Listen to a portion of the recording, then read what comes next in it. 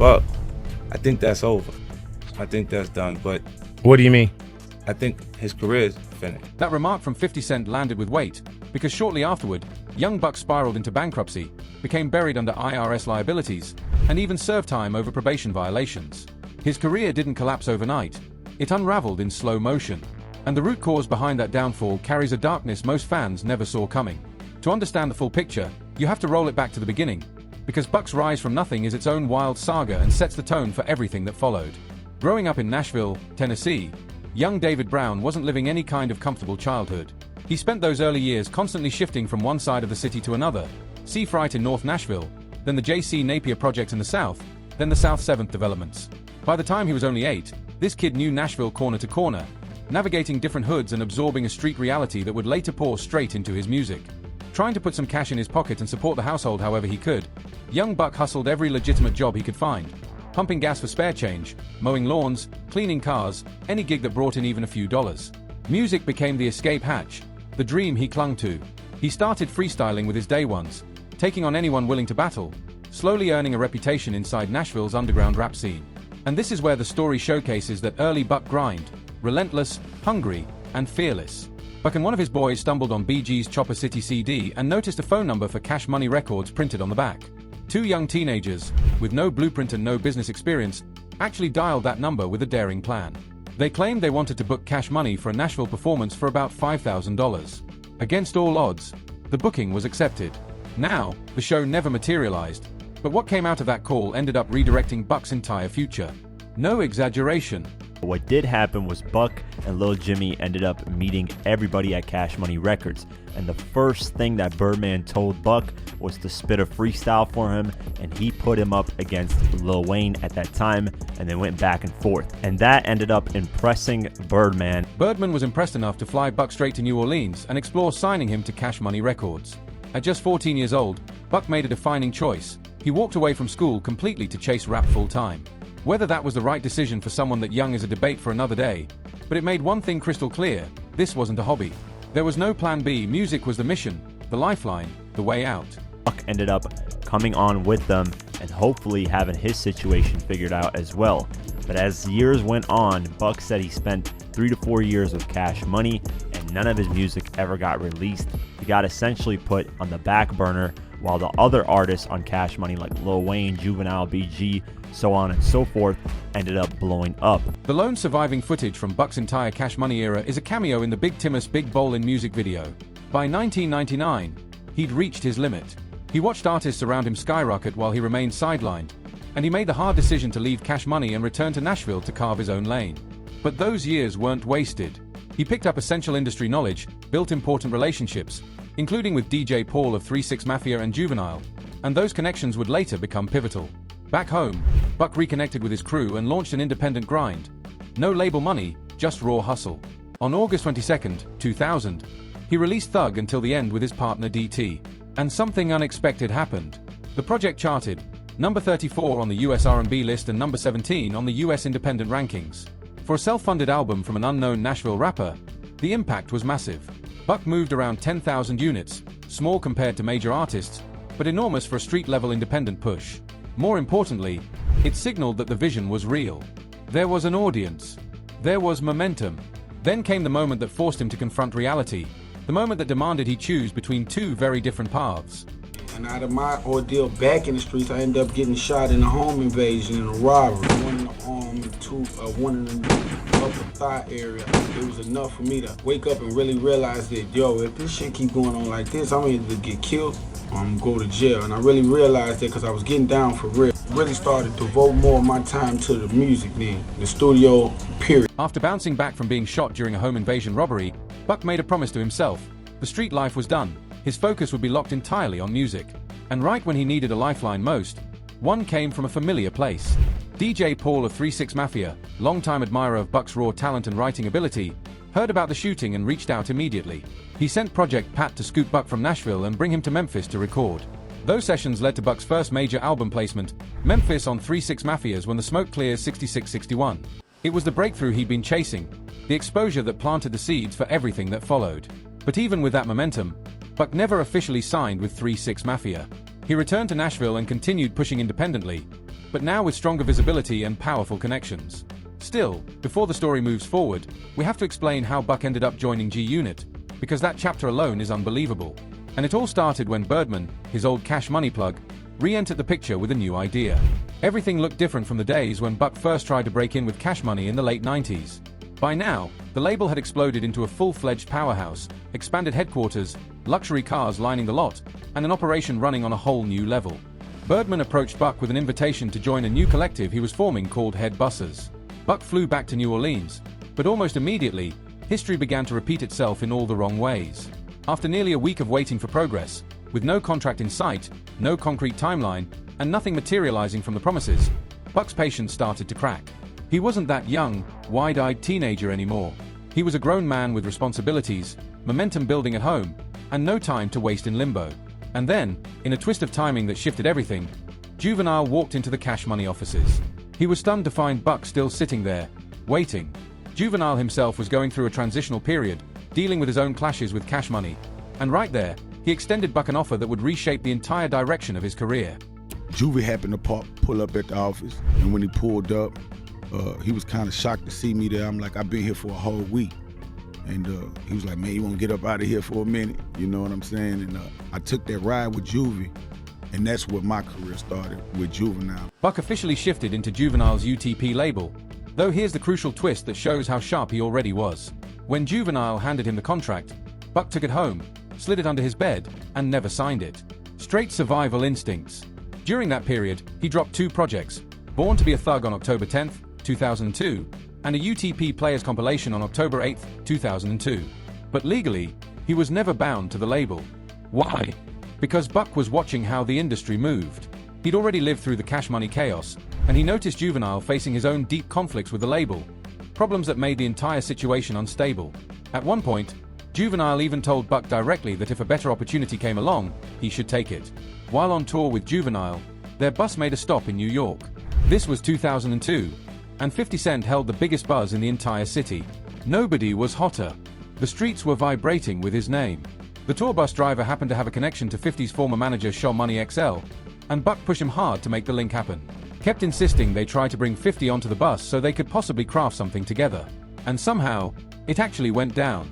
50 stepped on the tour bus, though he was only there to lay down music with Juvenile, not to collaborate with Buck. While Juvenile and 50 locked in at the back of the bus cutting tracks, Buck made a calculated move. He started playing his own unreleased joints for Lloyd Banks and Tony Yayo, who were also riding along. One record in particular grabbed Banks's ear. Banks took that beat straight to the rear of the bus where 50 was recording.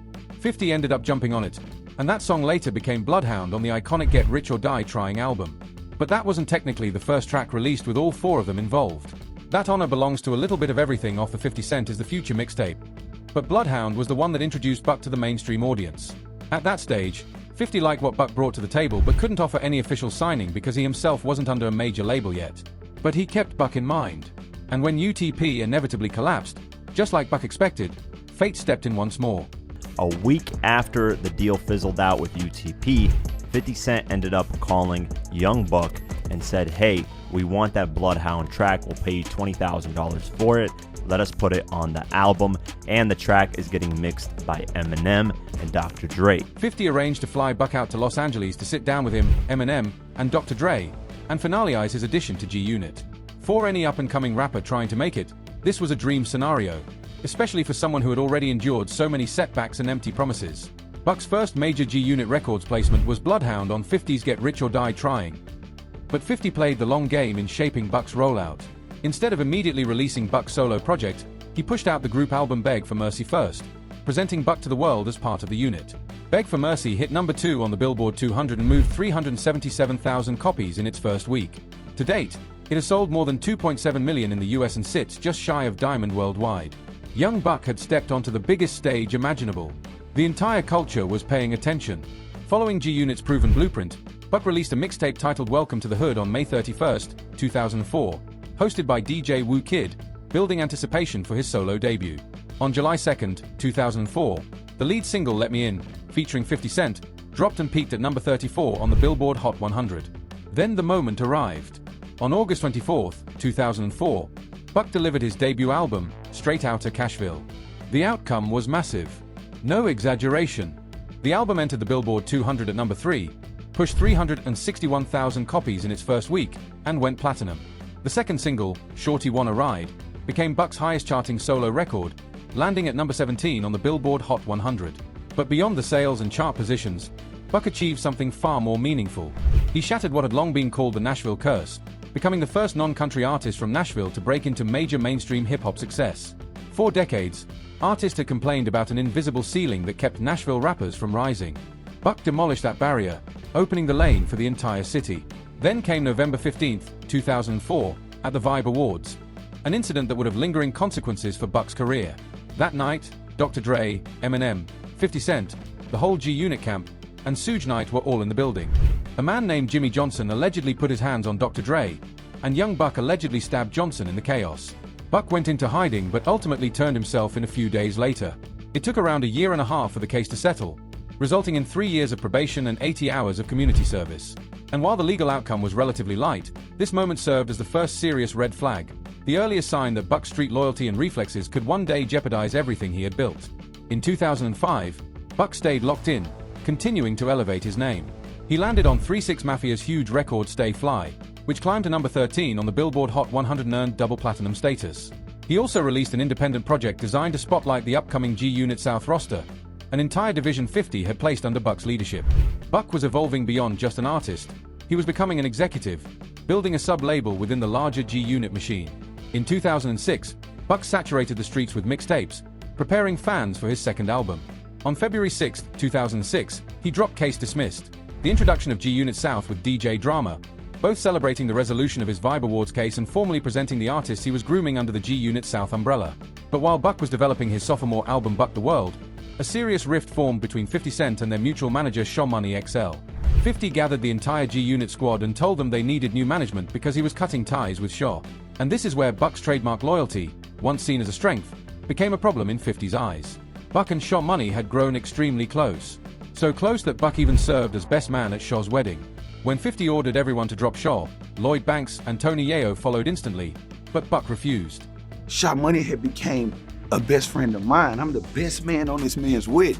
That's how me and close Shaw was. Me and Shaw were probably closer than me and 50. Him and 50 was, so I'm the best man of this man's wedding. I'm judging Shaw not from a business standpoint of his problems with 50, but looking at him as my brother. Buck viewed Shaw Money as family, not just management. And since Buck had no personal issues with Shaw at the time, he assumed whatever beef existed would eventually be resolved. He didn't feel right abandoning someone who had never crossed him. But 50 perceived this as blatant betrayal, as Buck aligning himself against him. The tension from 50 showed immediately and consistently. Banks, Yayo, and 50 would appear together at concerts and major events, while Buck and Shaw Money were left promoting Buck the World by themselves. Buck firmly believes this is a major reason the album didn't match the performance of his debut. It moved 98,000 units first week and eventually went gold, but it lacked the full G-Unit push behind it. Buck the World officially released on March 27, 2007, debuting at number 3 on the Billboard 200 with 140,000 copies sold in its opening week. Still, the singles I Know You Want Me and Get Buck didn't hit as hard as the records from his first album. Meanwhile, 50 began accusing Buck of getting too friendly with his enemies: The Game, Jadakiss, Fat Joe, Jim Jones, and others. Buck clarified that he wasn't forming friendships with them. He insisted he was actually feeding intel back to 50 about what they were saying. But 50 saw even that level of communication as a breach. 50 also alleged that Buck was spending money recklessly, refusing to manage his taxes, and that 50 personally paid Buck's IRS bills twice before reaching his limit. By 2008, Buck discovered he owed $300,000 to the IRS, a massive burden that would haunt him. The early months of 2008 were particularly brutal. In January, Buck performed at a show with Lil Wayne and Birdman, where both publicly suggested Buck should leave G-Unit and join Young Money Cash Money. Buck appeared to agree on stage, and when 50 saw the footage, he was livid. In February 2008, G-Unit released a new mixtape titled Return of the Body Snatchers Volume 1, and Young Buck was completely absent from it, confusing fans since they had just collaborated on a track called Feel Good. Then came the moment that detonated everything and pushed Buck into the downward spiral he's been working to recover from ever since. The fall, the bankruptcy, and the long climb back. In March 2008, 50 Cent and Young Buck had a private phone conversation that the public knew nothing about, unaware that 50 was quietly recording the entire exchange. In the days that followed, it appeared as if their issues had been resolved. Buck even resurfaced on several tracks for the G-Unit mixtape Elephant in the Sand released that same month. For a moment, it looked as though the tension might finally be cooling off. But that sense of reconciliation collapsed almost instantly. On March 20th, 2008, Yo Raps magazine published an interview in which Young Buck stated, "I'm still waiting on a royalty check. I've never received a royalty check since signing with G-Unit. The only money that's ever been consistent is the show money." What the audience didn't know was that the interview had been recorded months earlier. The outlet chose to release it right when Buck and 50 were attempting to rebuild their relationship.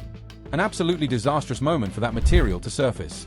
Show Money XL moved quickly to contain the fallout, issuing a statement the very next day denying Buck's claims and insisting that Buck had earned over $10 million under 50's leadership. Then came April 7, 2008. Early that Monday morning, 50 Cent called into Hot 97 and publicly declared that Young Buck had been removed from G-Unit as a group member, though he remained contractual bound to G-Unit Records as a solo artist. When the full G-Unit roster visited Hot 97 the following week, 50 expanded on his position and further alleged that Buck was struggling with substance issues. Buck stayed silent throughout the next several weeks, likely trying to wrap his head around the escalating storm around him. But on May 12, 2008, he broke that silence with a record titled My Interview, addressing both his removal from G-Unit and the drug accusations. The situation escalated again in June. On June 15, 2008, Young Buck took the stage and shouted G-Unit, in a way that marked a definitive break, a moment many fans and insiders identified as the point of no return. 2 days later, on June 17, 2008, 50 Cent released the full audio of that secretly recorded phone call, exposing Buck in an emotional state, pleading for support. Buck immediately retaliated. On June 18, 2008, he released a response record titled The Tape Conversation, and just a few days later, on June 21st, the Game jumped onto the remix. Rumors even circulated about a joint mixtape between Buck and Game titled Worth More Than 50 Cent, supposedly planned for a July release, but it never came to fruition. When G-Unit's second album Terminate on Sight dropped on July 1, 2008, Young Buck appeared on only 4 tracks, effectively reduced to a cameo presence on what should have been a flagship group project. For the remainder of 2008, new music from Buck slowed to a crawl. He insisted that 50 Cent was actively blocking him from recording and releasing an official album, leveraging the fact that Buck was still locked into a G-Unit Records contract. That restriction forced Buck to pivot. Beginning in 2009, he turned to the mixtape circuit, releasing music independently of any label oversight. And here's where longtime listeners took notice. To many fans and critics who followed his trajectory closely, 2009 was the era where Buck sounded his hungriest, raw, urgent, and emotionally charged. Every verse carried the weight of someone fighting to survive the moment he was in. Throughout that year, Buck dropped a steady stream of mixtapes, including Back for the Streets on April 11th and the widely praised Back on My Buck on May 26th. Songs like I Want It All and I Got It featuring Young Jeezy showcase an artist laser-focused and refusing to fold under pressure. But while the mixtapes kept his name alive, Buck's personal and legal troubles were swelling into something far larger. Issues that began stacking up at a pace that was becoming impossible for him to outrun. On August 3, 2010, federal agents hit Young Buck's home over more than $300,000 in unpaid taxes. During the sweep, they discovered a firearm, and because Buck was already a convicted felon stemming from the 2004 Vibe Awards case, authorities charged him despite his insistence that the weapon belonged to his legally licensed tour manager. 3 days later, Buck released a record titled My Campaign, directly addressing the IRS raid and once again proving his uncanny ability to turn personal crises into music almost instantly. Then, on August 19, 2010, he filed for Chapter 13 bankruptcy. What many fans don't realize is that this move quietly freed him from his G-Unit Records contract, an act of survival disguised as financial collapse. He dropped his independent album The Rehab on September 7, 2010, debuting at number 55 on the Billboard 200 with first-week sales of just over 6,400 copies. Respectable numbers for a fully independent release, but far removed from the heights he once hit. Legal pressure continued stacking uncontrollably. In March 2011, G-Unit Records hit Young Buck with a $10 million lawsuit. There was a brief flicker of optimism late that year when 50 Cent tweeted, "For some reason, I think Young Buck is mad at me. Who cares? I'm giving my $250,000 back, sucker." On March 4, 2012, Buck survived a drive-by shooting outside a South Nashville nightclub, an attack in which his girlfriend was struck once in the shoulder. Then, on July 13, 2012, Buck was officially sentenced to 18 months in federal prison due to the firearm charges. The following month, the IRS held a public auction of his belongings, jewelry, recording gear, personal items, collecting $53,000 in what felt like a brutally public reminder of how far his career had fallen. Buck surrendered himself on August 6, 2012, to begin serving his sentence. On October 2, 2013, Young Buck walked out of prison, and what occurred next stunned the broader hip-hop world. Behind closed doors, 50 Cent had been patching up his relationships with Tony Yayo and Lloyd Banks, and it turned out Buck was also on his mind. On June 1st, 2014, at Hot 97 Summer Jam, 50 brought out all 3 original G-Unit members, and the crowd erupted. G-Unit was officially back. They followed up with 2 EPs, The Beauty of Independence on August 25, 2014, and The Beast is G-Unit on March 3, 2015. Both projects delivered genuinely strong material, and fans embraced what looked like a true reunion. Buck launched his ambitious 10 mixtape run, releasing titles like 10 Bullets, 10 Bricks, 10 Pints, 10 Bodies, and several more from 2015 through 2018, proving his relentless output and dedication to his craft. But soon the setbacks returned: legal problems, personal turmoil, and more arrests. On July 15, 2016, he was taken into custody for threatening to burn down his ex-girlfriend's apartment and received a 7-month sentence. By 2018, momentum seemed to rise again. Buck dropped Can't Lose on March 30th, a standout single that deserved far more recognition. He announced that his third studio album would be executive produced by both 50 Cent and Drive Dre, sending expectations through the roof. But tensions with 50 quickly resurfaced. 50 claimed Buck owed him more than $300,000 and hit him with cease and desist orders whenever Buck attempted to release music. In 2019, leaked audio of Buck in a conversation with a trans person went viral, and 50 relentlessly mocked him online, posting homophobic content and effectively shutting down any possibility of another G-Unit reunion. In 2020, Buck filed for bankruptcy again, this time explicitly to escape his contract and halt 50's lawsuit. After years of litigation, he lost the case in 2023 and agreed to pay $200,690 of the disputed $250,000. To satisfy that debt, as well as others, he liquidated assets totaling approximately $1.05 million, spent $445,000 on legal fees, and left around $600,000 for creditors. In April 2025, he was arrested once more and sentenced to 30 days in jail for repeated violations of his bond supervision tied to a domestic assault case dating back to 2020. He was released around May 12, 2025. His domestic assault trial has been postponed to January 12, 2026, but despite the ongoing legal battles, Buck appears to be in a far healthier mental and emotional space. He's active online, celebrating career milestones such as the 18th anniversary of Straight Outta Cashville, and seems intent on building his legacy instead of reliving past conflicts. Thank you for watching. If you enjoyed this video, click on one of the boxes on screen to explore more content just like this.